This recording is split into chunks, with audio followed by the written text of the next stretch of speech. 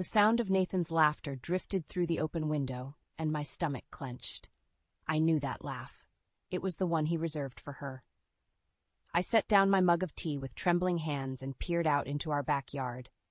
There they were, Nathan and Abigail, heads bent close together over his phone. My husband's childhood friend had become a constant presence in our lives, and I was sick of it. "Hey, you two," I called out, forcing a smile as I stepped onto the patio. "What's so funny?" Nathan looked up, his blue eyes twinkling. "Oh, Molly, come here. You've got to see this video Abby sent me. It's hilarious." I gritted my teeth at the nickname. No one else called her Abby. I walked over, my arms crossed tightly over my chest. Abigail flashed me a bright smile. "Hi, Molly, how are you feeling? Nathan told me you weren't feeling well earlier." "I'm fine," I said curtly. "What's this video about?"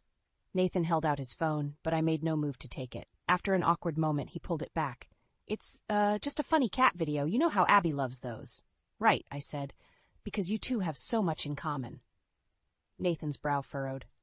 "Molly, what's wrong?" I took a deep breath, trying to calm the anger bubbling inside me. "Nothing.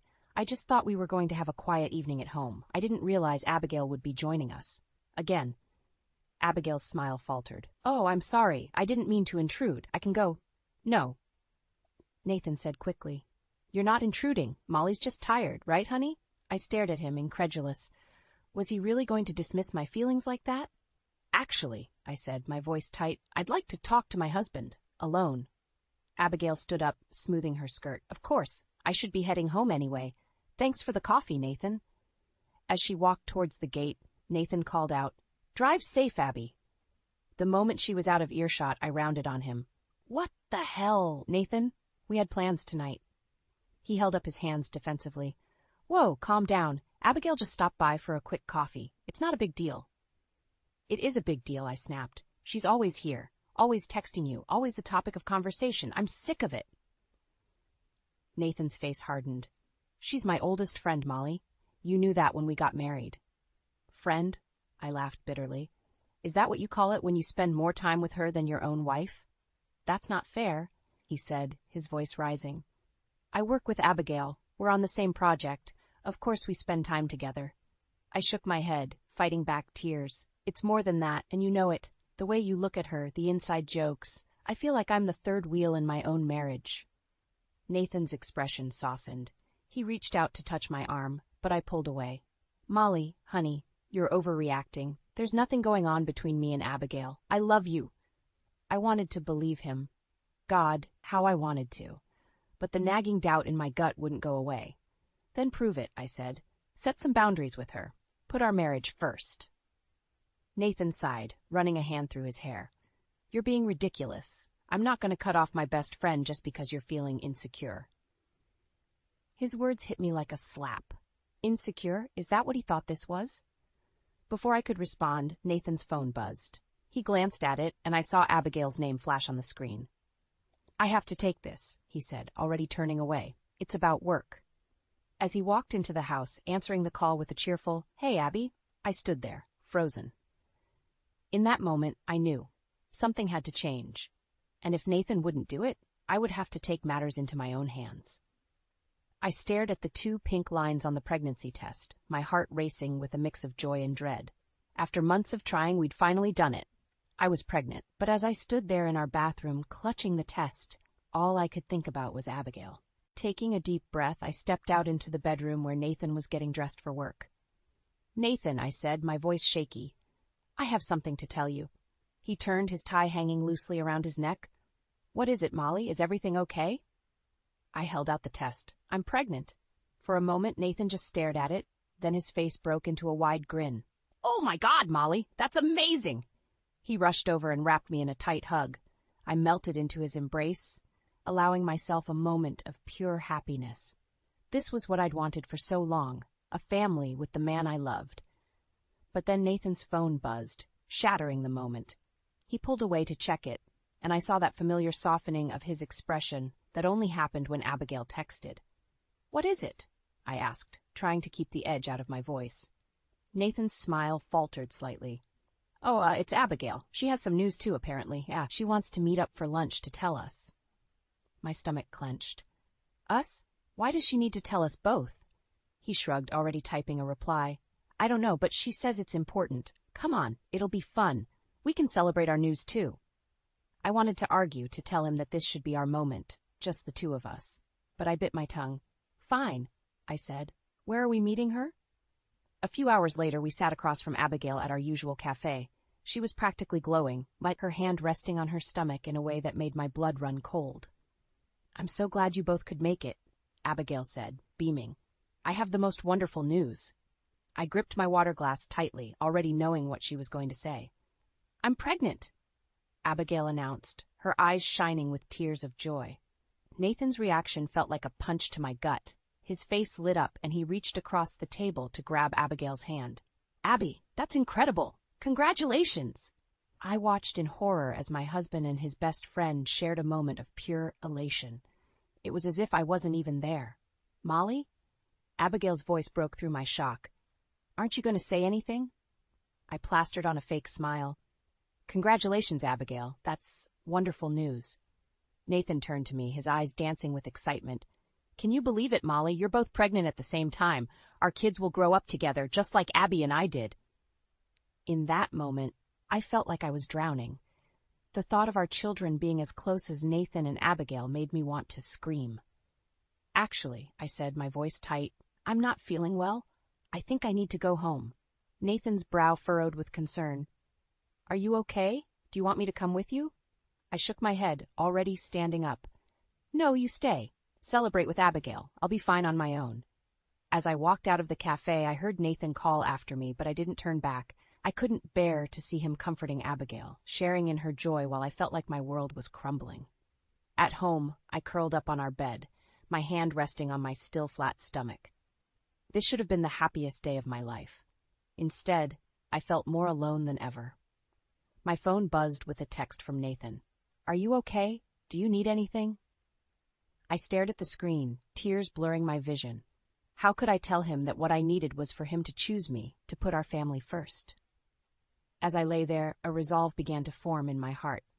If Nathan wouldn't set boundaries with Abigail, I would have to take matters into my own hands. For the sake of my child, our child, I had to fight for my marriage. But first, I had to find out exactly what I was up against. The sharp pain in my abdomen jolted me awake. I gasped, clutching my stomach as another wave of agony washed over me. Nathan, I called out, panic rising in my throat. He stumbled into our bedroom, bleary-eyed. Molly, what's wrong? The baby, I choked out. Something's wrong with the baby. The next few hours passed in a blur of ambulance sirens, hospital corridors, and worried doctors. By dawn, I lay in a hospital bed, exhausted and scared, with Nathan holding my hand. The good news is, the baby's okay, the doctor said, her face serious. But you're experiencing some complications, Mrs. Walker. You'll need to be on bed rest for the next few weeks, at least. I nodded, relief washing over me. Our baby was safe, for now. As the doctor left, Nathan squeezed my hand. Don't worry, honey. I'll take care of everything. But over the next few days, it became clear that Nathan's idea of taking care of everything meant calling Abigail for help. I was dozing on the couch when I heard them in the kitchen. Thanks for coming over, Abby, Nathan said. I don't know what I'd do without you. Of course, Abigail replied. Anything for you two.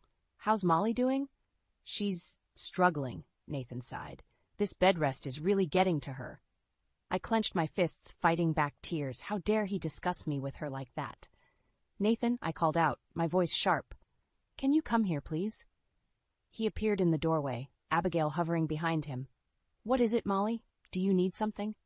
Yes, I said, sitting up slowly. I need to talk to my husband, alone.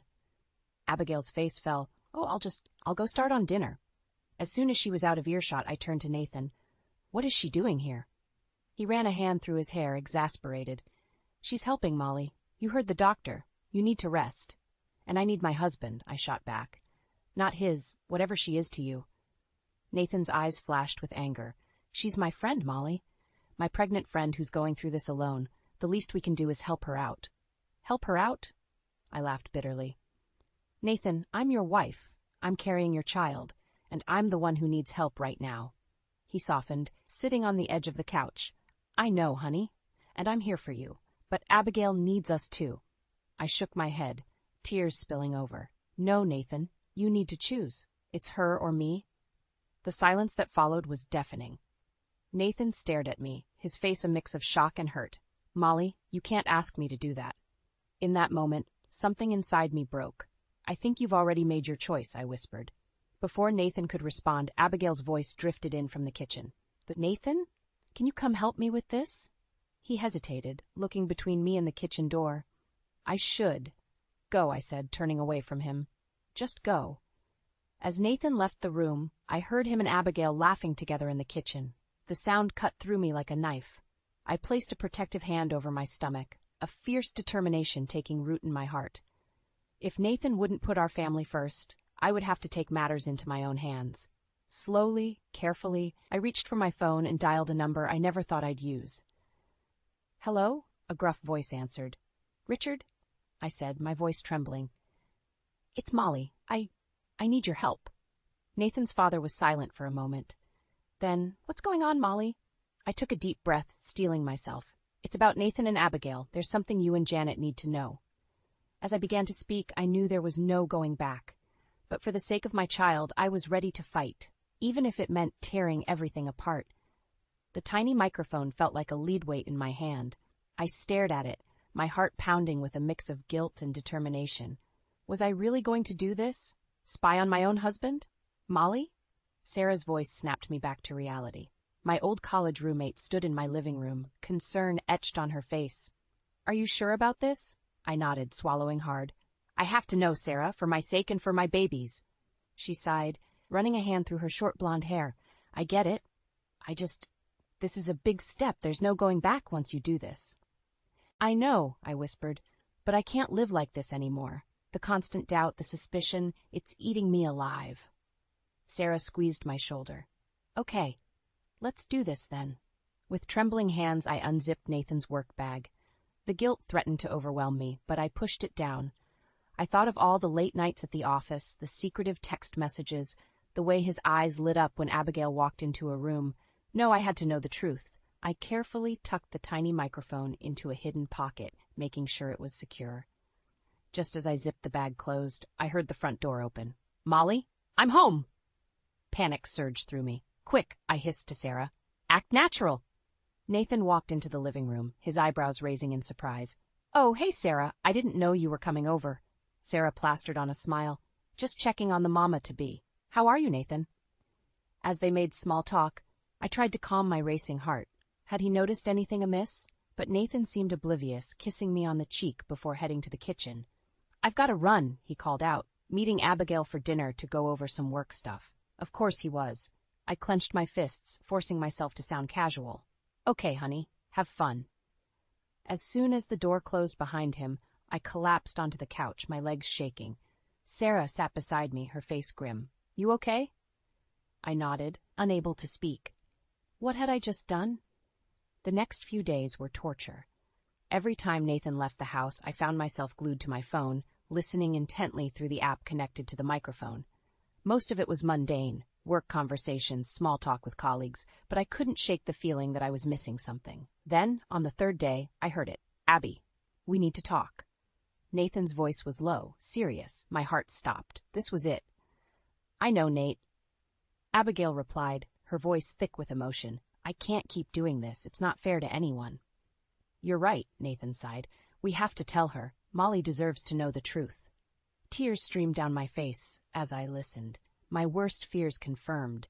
They were having an affair, and now they were planning to come clean. But as I continued to listen, my confusion grew. Something wasn't adding up. They weren't talking about a romantic relationship at all.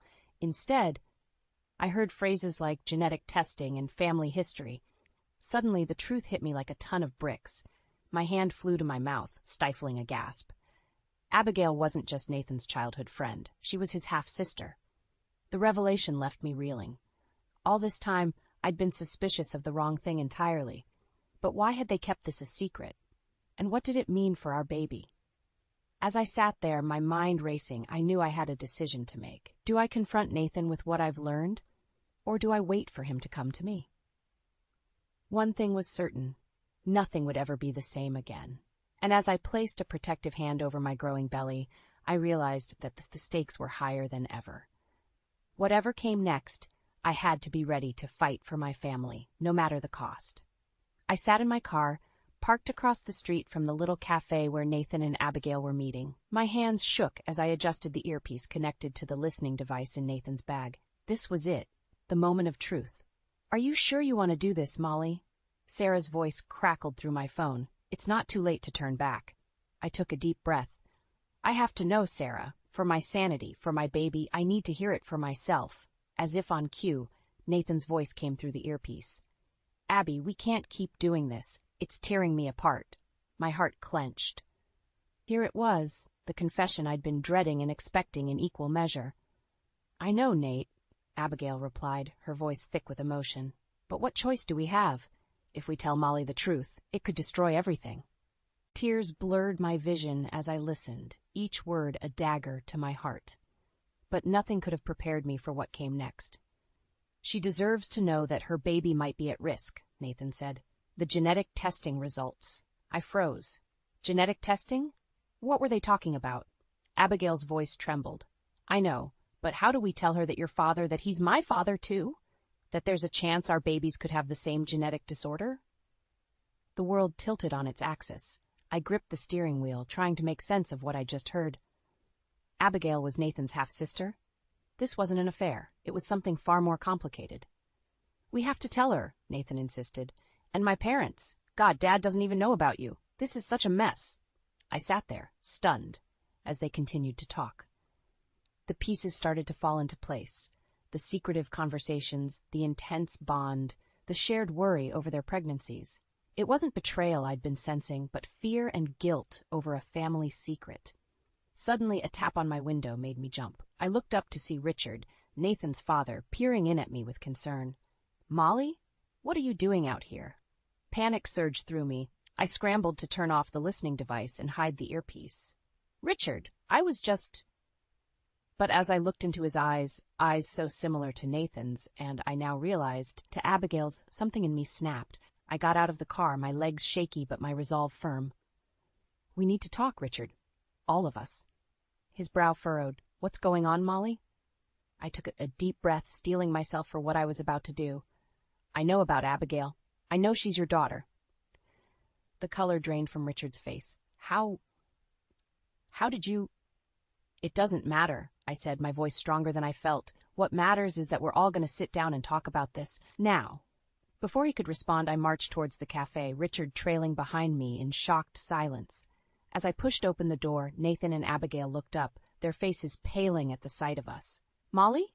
Nathan stood, his voice filled with confusion and fear. "Dad? What's going on?" I looked at each of them in turn. My husband, his secret sister, their father. The weight of their secrets, of my own actions, pressed down on me, but I refused to buckle under it. "What's going on?" I said, my voice steady, "is that we're going to have a long overdue family meeting, and we're going to start with the truth. All of it." As I sat down at their table, I knew there was no turning back. Whatever happened next would change all of our lives forever. But for the sake of my child, of all our children, I was ready to face it head-on. The tension in Janet's living room was suffocating. I sat on the edge of the sofa, my hands protectively cradling my swollen belly as I faced the people who had turned my world upside down. Nathan paced nervously, unable to meet anyone's eyes. Abigail perched on an armchair, her face pale and drawn. Richard stood by the fireplace, looking like a man about to face a firing squad. And Janet, bless her heart, bustled about offering tea and cookies as if this were just another family gathering. "Enough," I said, my voice cutting through the awkward silence. "It's time we all laid our cards on the table." Nathan stopped pacing, his eyes finally meeting mine. "Molly, I don't know where to start." "How about with the truth?" I snapped, my patience wearing thin. "The whole truth, Nathan, about you and Abigail." Janet gasped, nearly dropping the tea tray. "What about Nathan and Abigail?" I took a deep breath, steeling myself. "They're half-siblings. Isn't that right, Richard?" The room fell silent. All eyes turned to Richard, who seemed to age a decade in that moment. "It's true," he said, his voice barely above a whisper. "Abigail is my daughter. I had an affair years ago. I never knew about her until recently." Janet's face crumpled. "Richard, how could you?" As Janet's sobs filled the room, I turned to Nathan and Abigail.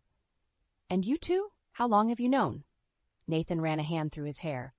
"A few months. We found out when Abigail was doing some genetic testing for her pregnancy. The doctor noticed some similarities in our family histories."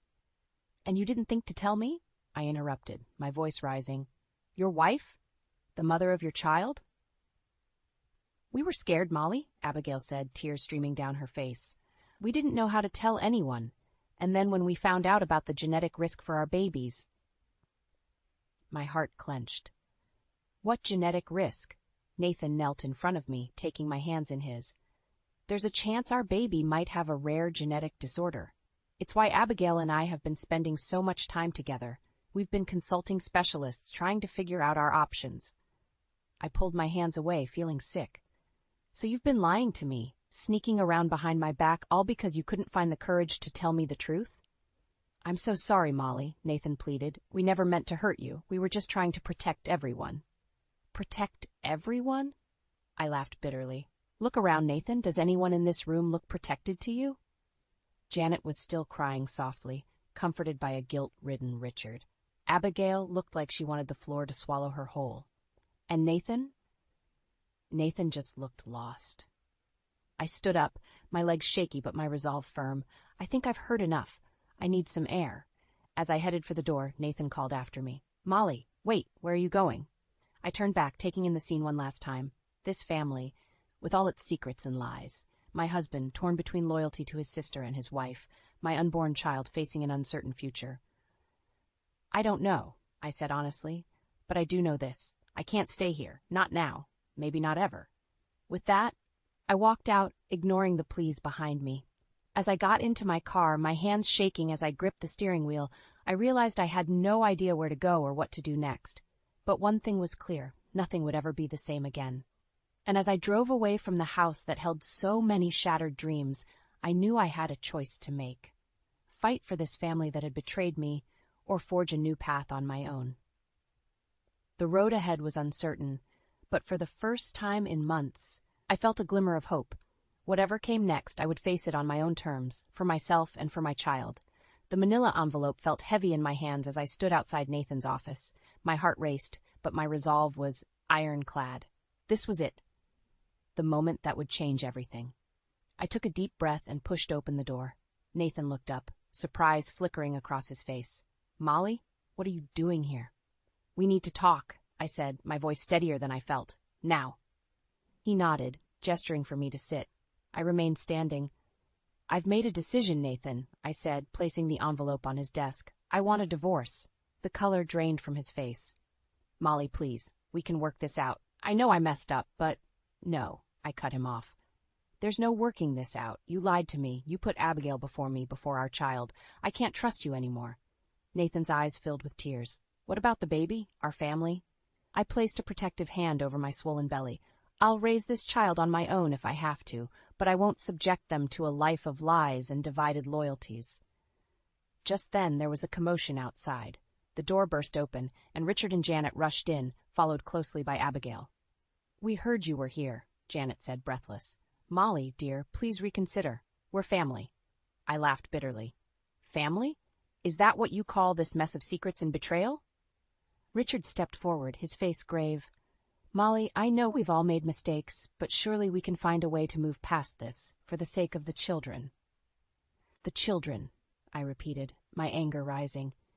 "You mean the children who might have life-threatening genetic disorders because of your affair? The children who will grow up in a web of lies unless someone has the courage to break the cycle?" Abigail sobbed quietly in the corner. "I'm so sorry, Molly. I never meant for any of this to happen." I turned to her, my voice softening slightly. "I know, Abigail, but intent doesn't change the outcome. We all have to live with the consequences of our actions." Nathan stood, reaching for me. "Molly, please, I love you. We can get through this together." I stepped back, out of his reach. "No, Nathan, love isn't enough. Not anymore." I picked up the envelope and handed it to him. "These are the divorce papers. I'm asking for full custody with supervised visitation for you. I also want alimony and child support." Nathan's face crumpled as he leafed through the documents. This is everything. You're taking everything." "Not everything," I said quietly. Just what I need to start over, to give our child a chance at a life free from all of this. Richard cleared his throat. Now, Molly, let's not be hasty. Perhaps we can come to some sort of arrangement. For the sake of the family name. The family name? I exploded. Is that all you care about? Your precious reputation? Janet stepped in, her voice pleading. Molly, dear, we can help. We'll support you and the baby. You don't have to do this alone. For a moment, I wavered. The thought of facing single motherhood was terrifying. But then I looked at their faces. Nathan's guilt, Abigail's shame, Richard and Janet's desperate attempts to maintain control, and I knew what I had to do. I appreciate the offer, I said, my voice firm. But I think it's best for everyone if I make a clean break. This family has too many secrets, too much baggage. My child deserves a fresh start. I turned to leave, but Nathan's voice stopped me. Molly, wait, what about the genetic testing? What if our baby needs us, all of us, to get through this? I paused at the door, my hand on the knob. The weight of everything, the lies, the betrayal, the uncertain future, pressed down on me. For a moment I felt like I couldn't breathe, but then I felt a small kick from within, my baby reminding me of what was truly important. I turned back to face them one last time. If that happens, I said, my voice barely above a whisper, we'll cross that bridge when we come to it. But for now, this is goodbye.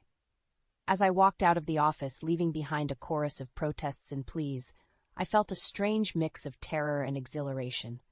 The road ahead was uncertain, but for the first time in months, I felt like I was finally taking control of my own destiny. Whatever came next, I would face it on my own terms, for myself and for my child.